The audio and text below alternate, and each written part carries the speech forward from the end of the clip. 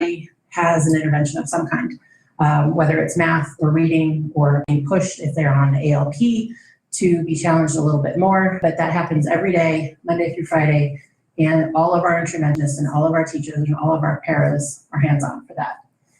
Latin is also something that we're putting a lot of attention on. 90% of the English two-syllable words have a Latin root. And so we find that understanding Latin, and the kids actually find it quite fun to start speaking Latin when their parents have no idea what they're saying. So that is also another focus for us for K all the way through 9. I can tell you that our upper school has the hardest time transitioning to Latin, but it is something that they have finally gotten used to, and I think they're really starting to like it because I'm hearing it at home and I have no idea what they're saying. So, and then the other piece is from potential to practice. So we realize that all of our students on all levels, with all abilities and all being exceptional students, have potential. And we just want to really push them to their highest bar of practice. And so those are the 3 areas of academic excellence that we are focusing on through interventions, through our Latin program, through our basic curriculum. And then excellence of character. So again, we have our 5 virtues, and we incorporate that in pretty much everything that we do, from our house programs, through our classes, when our students are presenting in debate or in speech, or even just presenting their book in a book report, they talk about the virtues that it took to actually complete that report. So the valor, the responsibility, and so forth. And then again, I've heard through the STEAM program, they are also obviously working as responsibilities in a global community. And we're focusing on our efforts right now as well to be responsible citizens in our community. So we are working with nonprofits and how can we integrate our students into volunteering efforts with our nonprofits. Our upper school works with our youngers in tutoring and just that vertical integration, but also what can they do outside of the school to make an impact. So those are our big focuses for this year. I started to type our focus areas, elementary, middle school, high school, and I was like, oh, they're all the same almost. So we found that we have 3 focus areas that we're really leaning into. One of them is rigor. So we know we have to raise that bar. We have to have higher expectations for students. And what we're finding, in the high school found it, at first they complained, but then they rose up. And so we have to, so all you parents out there, when they complain, just toughen up. So they rose up to those expectations. So we have to hold those expectations high, even when it's uncomfortable, and they'll rise up, and then the celebrations are far more impactful. We also found that we have to have targeted interventions. We went after helping kids all over the place last year, and I don't know that we were as focused as we needed to be. So we have purchased evidence-based programs that say, you need this skill, here's an evidence-based program, we're gonna work with you for 6 weeks, we're gonna get that skill in place, and then we're gonna get you back at the grade level.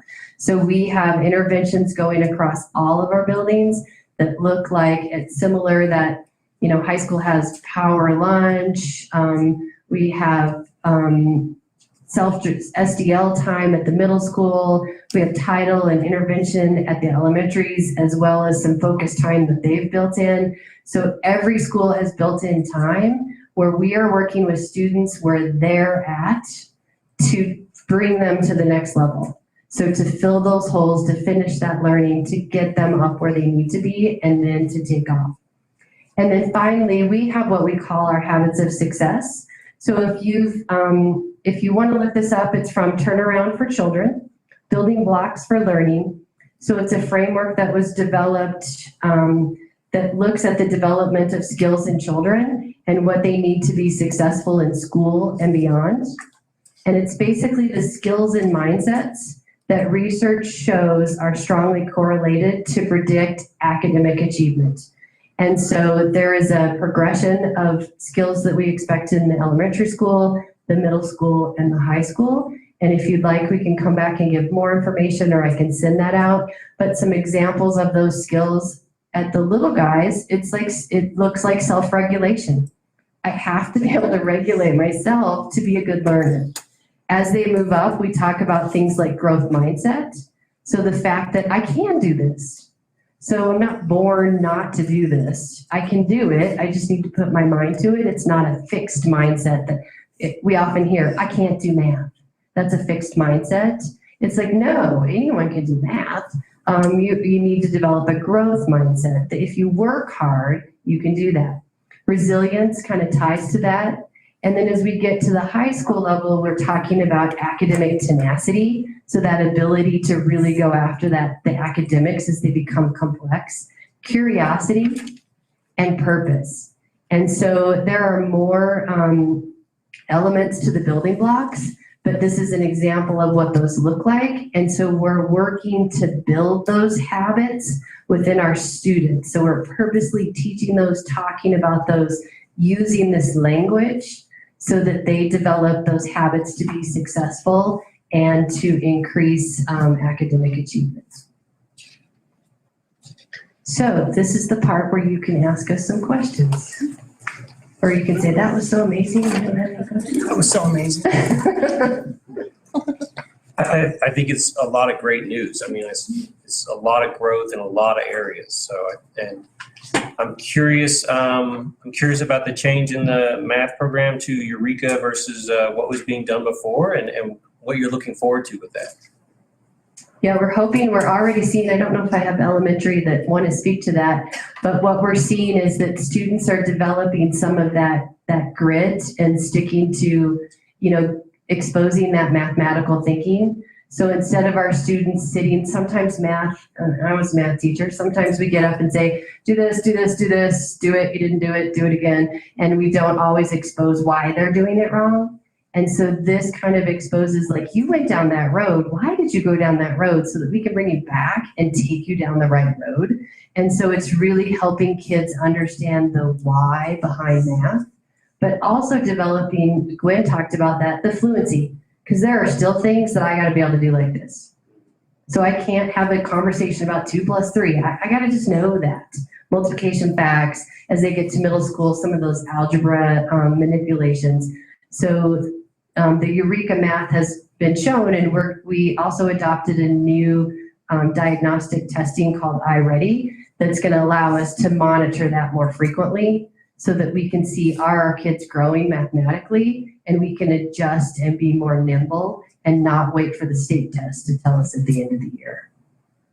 And you said the Gateway's using the Summit Learning platform. Is that just for math or for the English, reading, the evidence-based reading and writing? Yeah, last year was in 4th and 5th grade that they used that for all 4 cores. So that was kind of the program they've used for quite a few years here. This year, because they had, due to some of their numbers, they had to do 3-4 combos. So they only have that program in 5th grade this year. Okay. So what are the youngers using instead? So they use the Into Reading, which is used across the district, and they use Eureka Math, which is across the district. TCI is our social studies, and then we have science kits for our science curriculum. And in middle school and high school, are they using Summit all the way through? They are for 6th through 10th grade. Okay. Mm-hmm.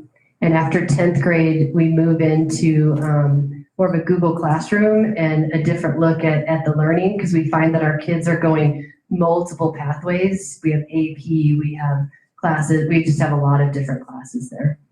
Okay.